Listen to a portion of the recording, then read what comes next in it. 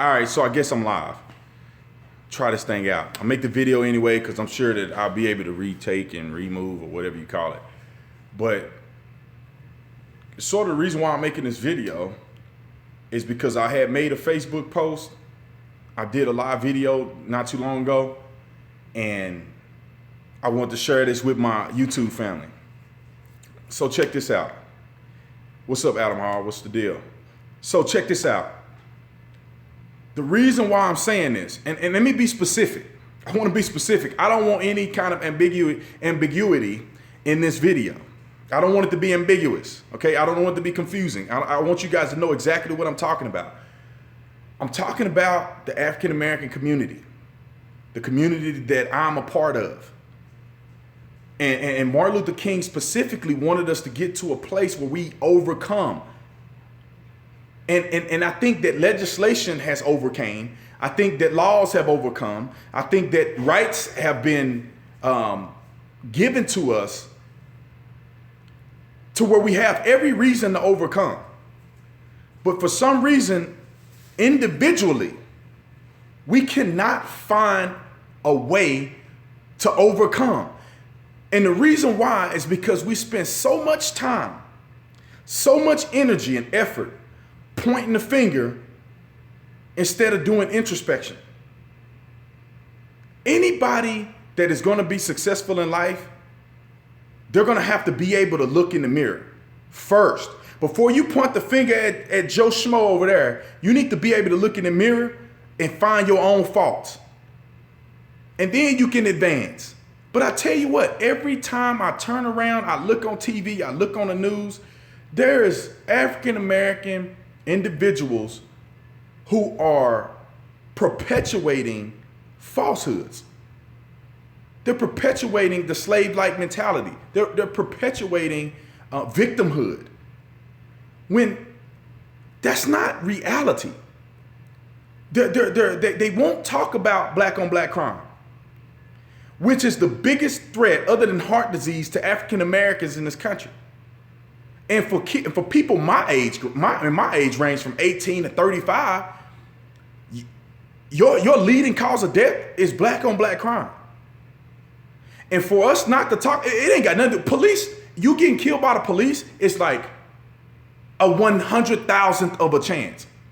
And if you ain't a criminal and you ain't committing a crime or resisting arrest, I mean, you almost at zero. It'll never happen to you. Especially not in this day and age. It will never happen to you. Now, but when you look at these situations, I posted on my Facebook a video of some young African American men shooting, and some dudes jumping him. Look like girls and guys jumping this one guy. He gets up, he pulls his gun out, he starts shooting in the crowd. Now that's about 20, 30 African American lives that have changed forever. The person who jumped him, they may get arrested and went to jail. He shot I don't know how many counts of attempted murder he's gonna get. His life is gone. Any one of these people who are either dead, seriously injured, or going to prison could be somebody's mom, dad, uncle, whatever. They're gone forever. You just destroyed like generations. You could have potentially destroyed generations on one incident, and not a single person talk about it. I haven't seen a single shirt, haven't seen a single chant, I haven't seen a single protest regarding these young black people in the inner city that are just getting murdered every day. 400 some homicides in one city in Chicago, which is Chicago. Nobody talking about that. Nobody cares. And that's my problem. That's my biggest issue. And you know what? When somebody like me comes and says something and try to give some type of intelligent conversation to this issue, I get shunned. I'm a traitor. I'm a coon. Y'all see the comments. I'm a coon. I'm an N-word. They can't believe me. Why? Because I'm telling the truth? Why? Because I'm not towing the line no more? Oh, then you want to say it's got to be about white people. This ain't got nothing to do with white people.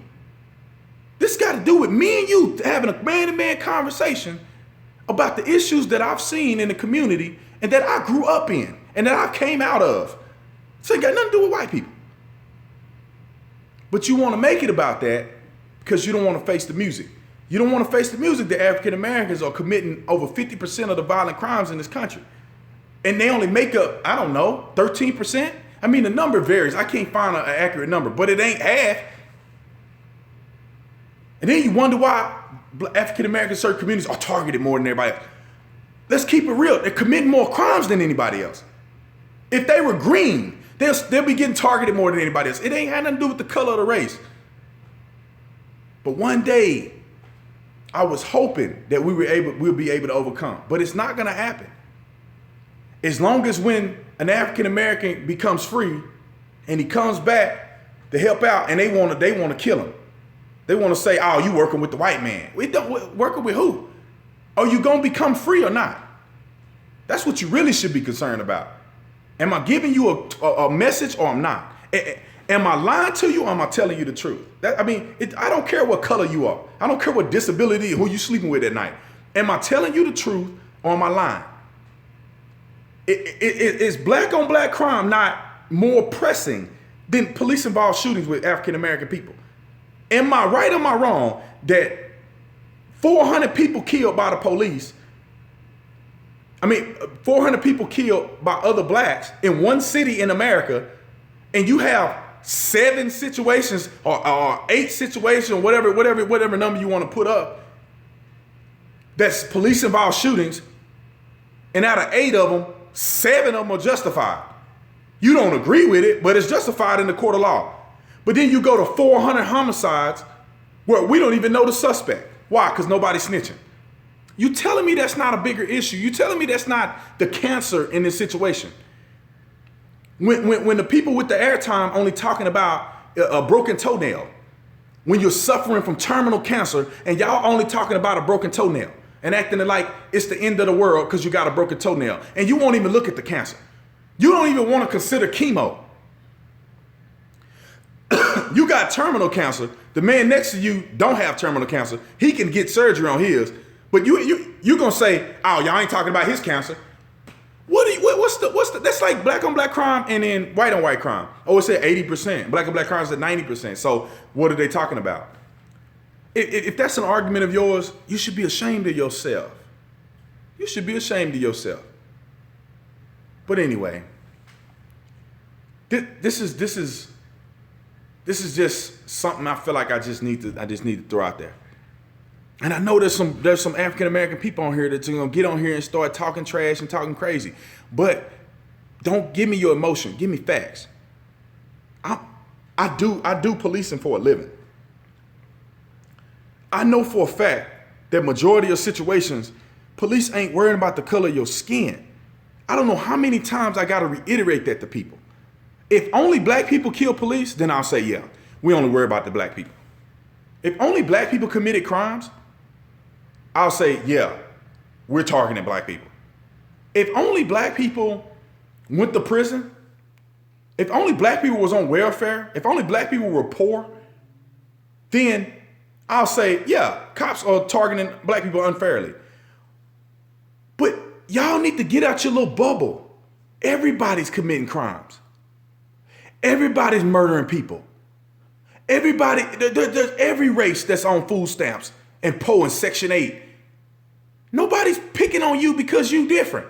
Everybody got the same problems. All you gotta do is go to a neighborhood full of white people. You're gonna have the upper class, and you're gonna have the poor. You're gonna have the criminal element. You're gonna have the racist element. Any community you go to, I've worked in plenty diverse communities.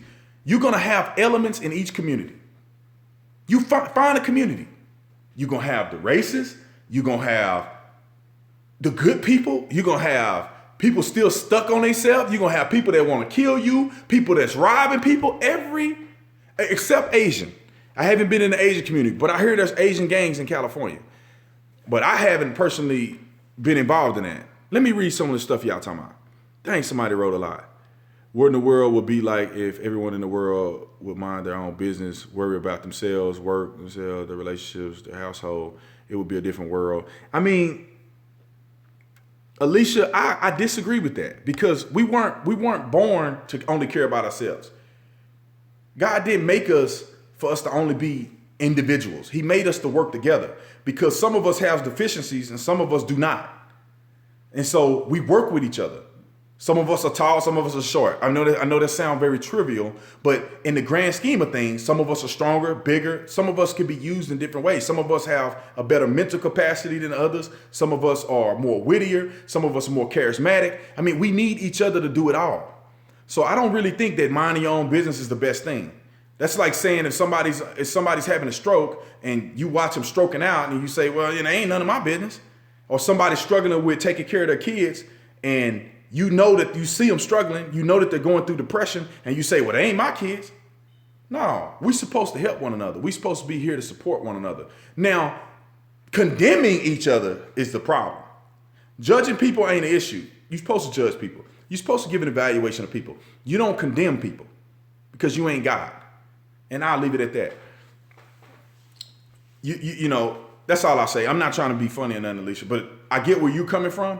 Because I can see how people get so involved in other people's business that they don't even take care of their own. You know, they getting so caught up in somebody else's have and have nots that they forget about their own stuff. So anyway, I know I see about 50 people on here, which is a good thing, man. I kind of like doing the YouTube better. But y'all have any questions for me while I'm on here? Or comments or disagreements? Because I really want somebody to disagree with me.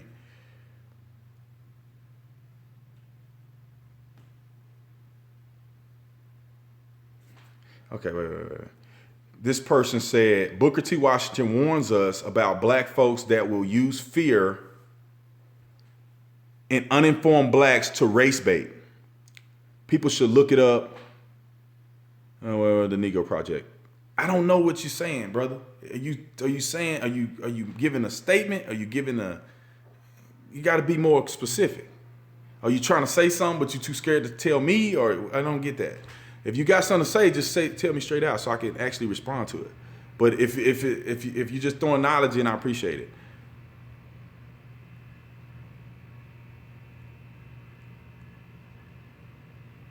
There is a problem with police brutality. We need to address it. I agree with you. Now, first of all, we need to qualify how big is this problem? Is it the biggest crime of the century? Are we going to be extinct if we don't jump on top of police brutality? Or is it just as prevalent as malpractice? Is it just as prevalent as pastors not doing what they're supposed to be doing? Let's evaluate that and be honest. Police brutality is a very minimal aspect of society. I'm telling you right now, police deal with millions of people a day. And maybe 50 situations a day may be skeptical. I'm not saying that it's an excuse. I think we need to address it. But at the same time, we need to give it the credit that it deserves. Because I think that police brutality, when it occurs, is a problem. There's no reason for people to overly use force on people and all that kind of stuff. It's unreasonable. No person in America agrees that police brutality is okay, unless you're an idiot. Nobody in America believes that. Now, I think people have a question in America, how much credit are you giving? Because we need to figure out what's police brutality and what's not. If you resist arrest and police use force against you, that's not police brutality. If you buck up to a police officer, you pull a gun out, a knife out, you get shot, stabbed, choked, that's not police brutality. Police brutality is when you're literally not doing anything that necessitates an aggressive response and you get one. Like when the officer kicked the guy in the head once he's already detained. The officer that detained him wasn't a problem. When you run up and kick a man in the head while he's laying on the ground, that's a problem. So with that being said, we need to identify police brutality, what it is exactly, not what an opinion is, but what is police brutality, and then we can focus on it, give it the credence that it deserves. And we can't just say police brutality if we're not going to focus on malpractice. There's more people that die at the hands of doctors than they do at the hands of police officers. That's a statistic that I heard. I have to verify that. Don't hold me on that. But I know for a fact, I do this every day, and people kill each other all day long. We rarely ever kill people. Police officers rarely ever use their guns in the line of duty. There's a lot of people who go through their career for 30 years and never even use a gun. So anyway, there's a much bigger problem. Obedience. I think police brutality and resisting arrest are have the same problem. It happens the same amount of times. I don't know how many times I've been trying to detain somebody and they want to fight. And then now it's on. It's like we need to fix both. We need to hold officers accountable for using force when they shouldn't, and we need to hold citizens accountable to obey the law, even if you don't agree, because you don't have the right to disobey the law just because you don't like the fact you're going to jail today. That can't happen.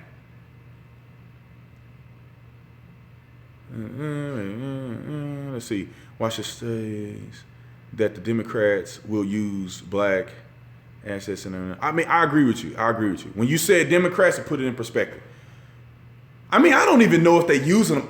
They may be using them. I think what happens is when you so confused and you're uneducated, you will fall for anything. When you're confused and uneducated, man, somebody will tell you the sky is getting ready to fall tomorrow based on a prophecy from some made up person. And if you uneducated about prophecy and what prophecy actually means, you're going to be like, oh, okay. And then you're going to be talking about it. But no, I agree with you 100%.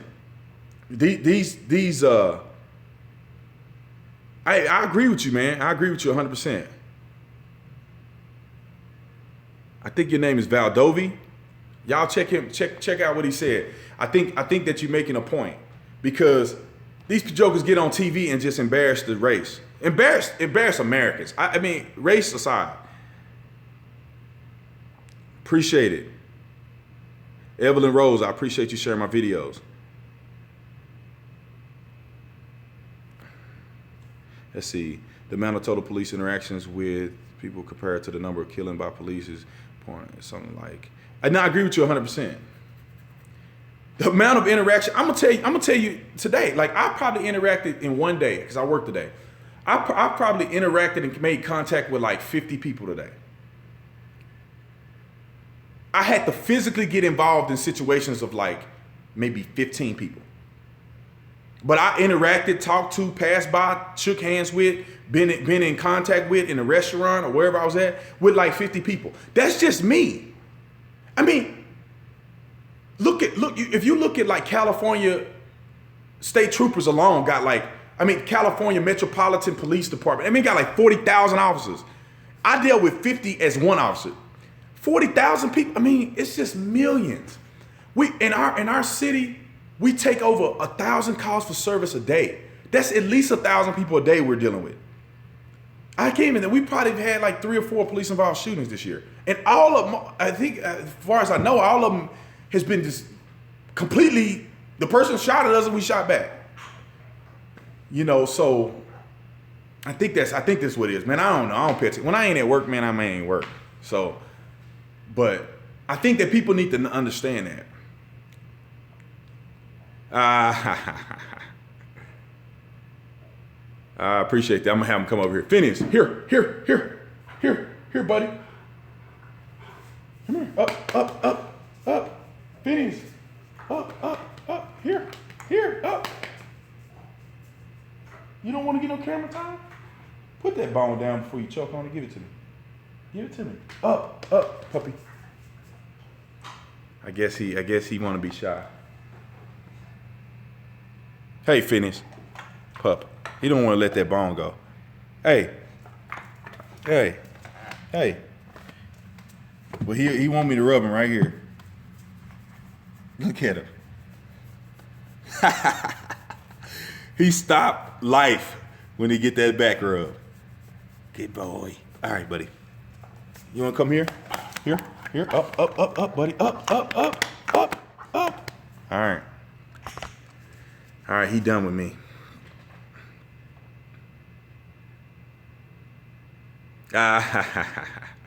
He a cop dog. Here, up, buddy. Up. Here. Come here. Come on for a hug. Come on. You gonna choke on that thing. Give it to me. Let it go, puppy. Let it go. I got something to make you let it go. Oh yeah, I knew it. Up, here. Here.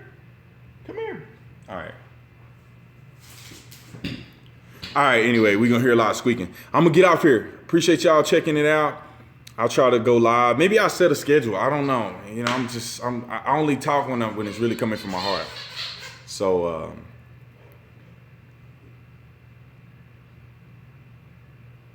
oh, no, I actually rescued him on a call I was on. So he's not really like a police dog, like a trained police dog. But he's a Mastiff and German Shepherd mix. So, it's my man. Let's see. Black Lives Matter celebrate points out of game. Man, you on the road right here, Anton. You on the road. I agree with you 100%. The day that African American situations or these Black Lives Matter stuff become legitimate is when they actually care about Black lives. When they actually talk about police things other than police shootings. When they actually talk about education. When they actually talk about the dropout rate. When they actually talk about recidivism. When they actually talk about black on black crime, when they actually bring up valid points about the single mother homes, fatherless homes, when they actually start really pushing these things, and if they tell the brothers and sisters on the other aisle, the other races, like, hey, we need help in this situation, this is how you can help us, then we'll see some stuff happen. We ain't gonna see nothing happen when they talking about everybody a racist and the white man is the problem. And I'm gonna say this, and I know some people gonna take this wrong, but I'm gonna say it anyway. Tupac said it best. In his song, I think it's Only God Can Judge Me in the song. He said, and they say it's the white man I should fear, but it's my own kind doing all the killing here. That's from Tupac's mouth. That's what happened in the hood. You know what I'm saying? But anyway, let me get out here. See y'all next time.